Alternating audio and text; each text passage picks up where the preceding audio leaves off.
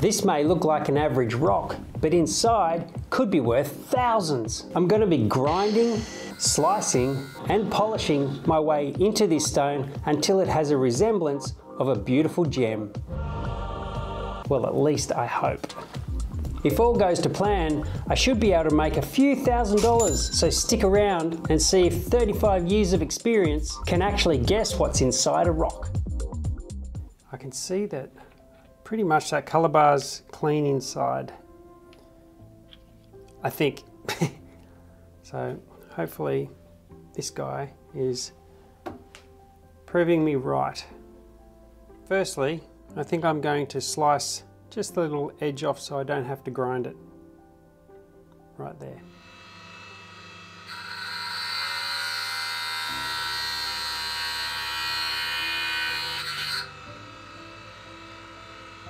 Alright, so sliced off that potch and only just started to touch the colour, so we haven't lost anything. These 3 sand spots here, they're quite deep, so we're going to have to do a bit of risky exploratory work deep down. Hopefully that doesn't go into the second bar, because that's the bar I'm after. That's where the be all and end all is sitting, I'm imagining. Alright, we'll get the wheel going.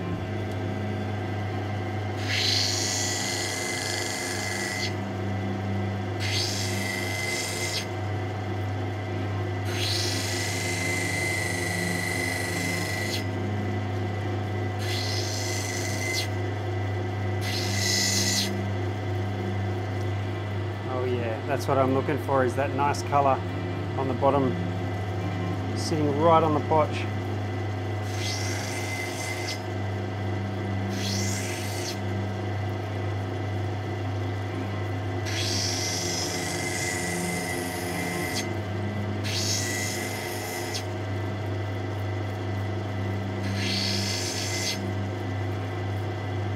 Oh yeah, just cleaning the skin off that colour bar. If I just take it around, I really like that pattern sitting in that colour bar. I dare say we've got a nice stone sitting in there. And a sand spot.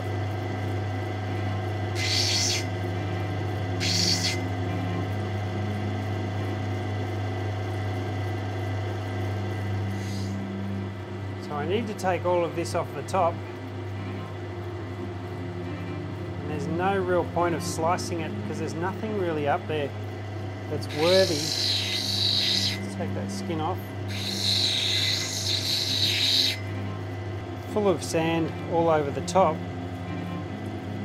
and that one's quite deep in, so ooh, wondering if there's going to be 2 stones in here, where I go for one big one there and maybe something else on this side, because this sand spot's coming in and it goes in too deep and hits the potch on the bottom. Oh well, I think we better see what's going on down deep, so I'm going in.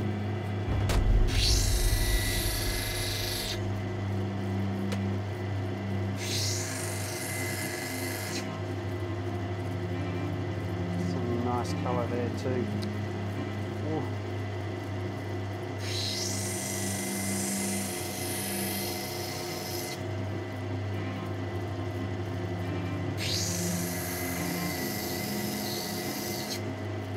There's that top layer of beautiful colour. Oh man, and I have to say goodbye to it.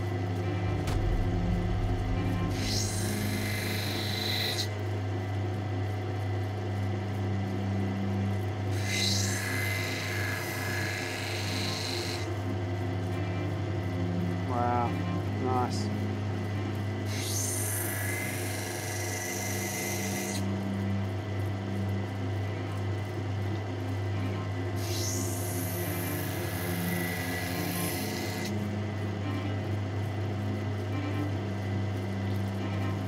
That's pretty much the residue of the top colour bar, almost gone. Looks so nice too, but there's nothing we could do about it.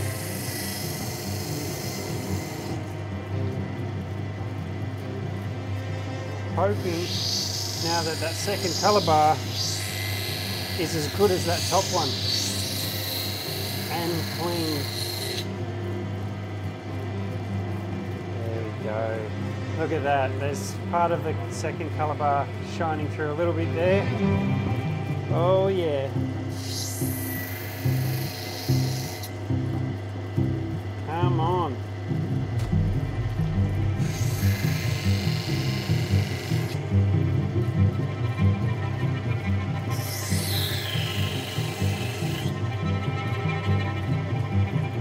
Wow, it really doesn't look like much at the moment.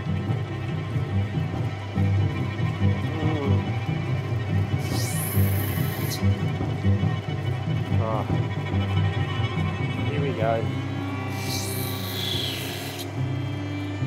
Here we go.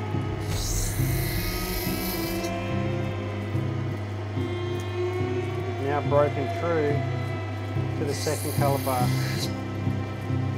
And I'm liking what I see. Oh, that's really pretty colour.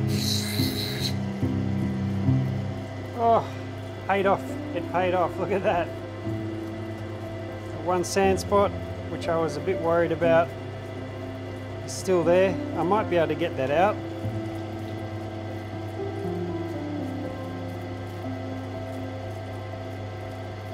It does go a little bit deep. Let's see if we can get it out.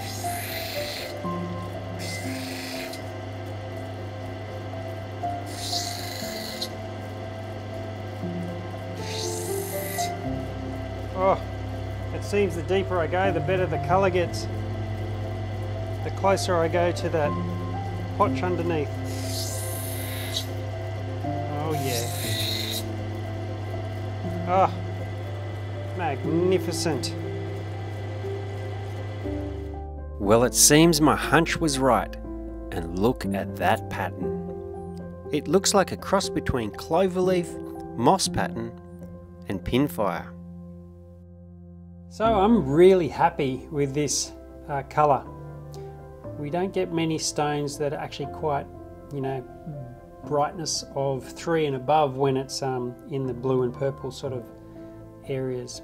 So this sand spot, I am going to just give it a little bit of a gouge just to see how deep it goes, because if it goes too deep, I'm going to slice it there, because I really would like as much dome on the stone as possible.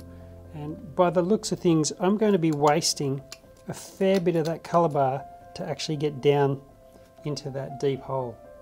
So there we go. I'm going to be slicing it across there, and I reckon if I get my texture, if I make a nice beautiful rounded cushion cut. It's a pretty lame drawing, but I think you'll get what I mean.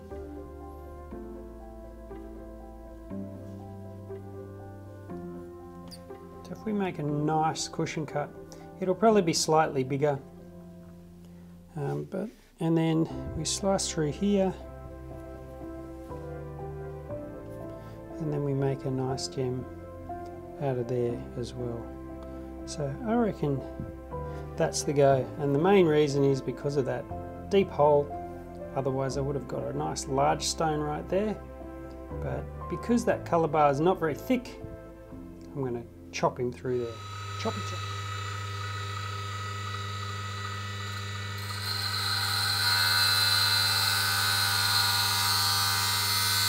The blade seems to be wearing out because I'm pushing a little bit harder than normal.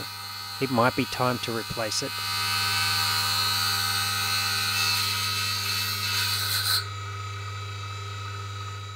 Alrighty, we sliced our slice off, and I'm really happy with this colour. And I sliced it just a bit to the left of the sand dip so that I can roll that dome down, and it looks like it's going to work out perfectly. So let's get cutting.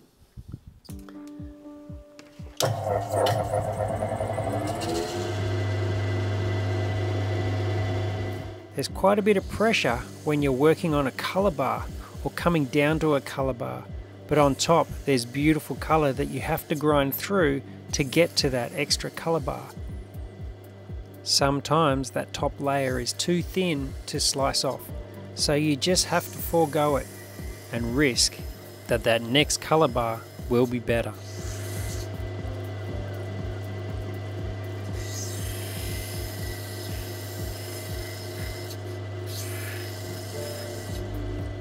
My goal for this gem is to cut a beautiful cushion cut, perfect for a very large ring.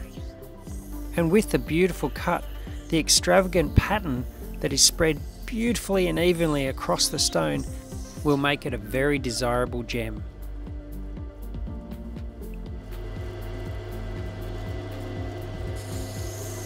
Instead of having straight edges, I've decided to curve them slightly to give it a bit more of an ergonomic design, and also makes it more pleasing to the eye with a beautiful dome on top.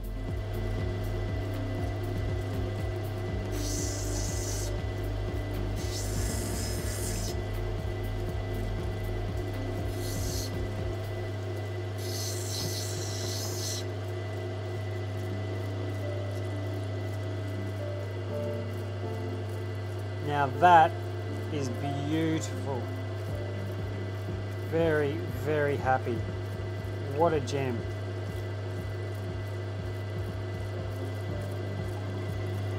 Now to the smaller gem. Because the colour's so nice, I didn't want to waste any of it, and have decided to cut a beautiful moon shape. Then I'll slice up one corner and make it into a drop shape and a little triangle.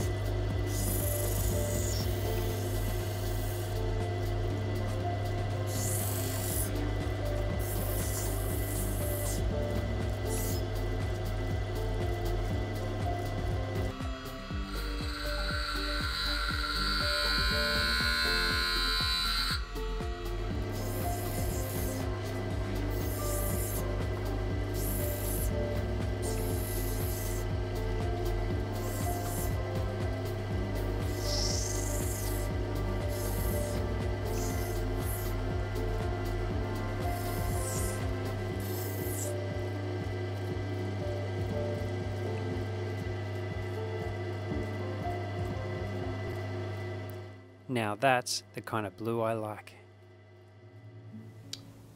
I've had a few comments lately that people think that I'm very money driven and that's all I think about. And I have to tell you a story that when I was growing up going to Lightning Ridge with my dad, we would see people in Lightning Ridge with nothing to their name, with their best friends going mining together, thinking that the partnership would be great to work together.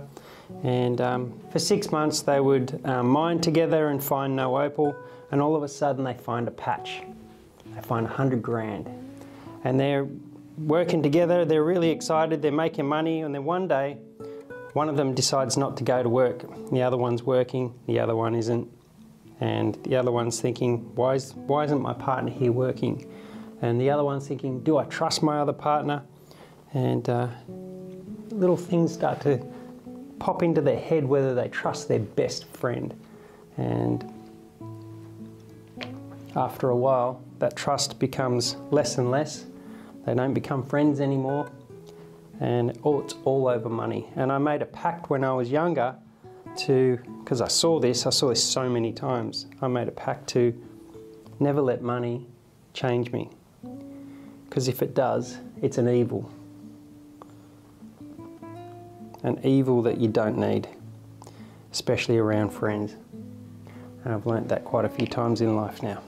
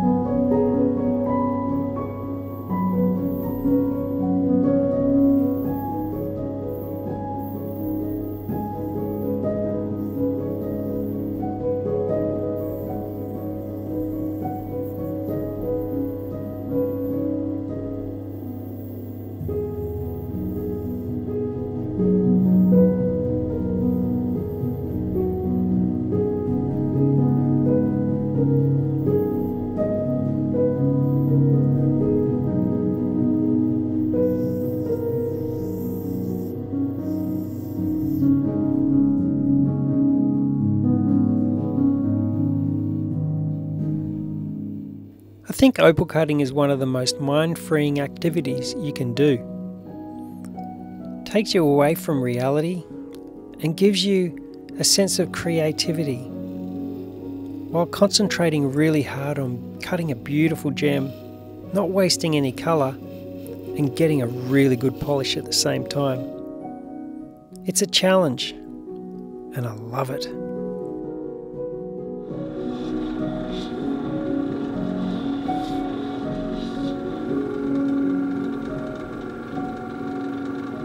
That's beautiful.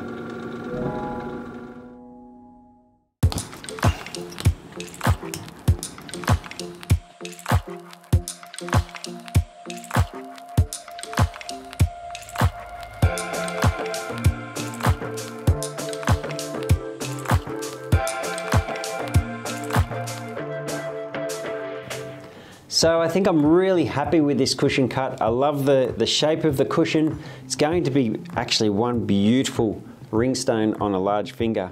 And the purple and blue play of colour in the pattern is brighter than usual. And I'm really stoked about that part. Now, what does it weigh? 11.95 carats. So that's almost 12 carats times 500. That's a $6,000 gem. Magnificent. I'm really happy with that. And the little drop shape, what does he weigh? 2.61. It's about a $1,200 gem, beautiful. And the tiny itsy bitsy little fella, where's 0.38. All around the $500 a carat, so this one's probably a $150, $200 gem. Little fella. Well, I hope you enjoyed that. I really did, and we'll see you next time.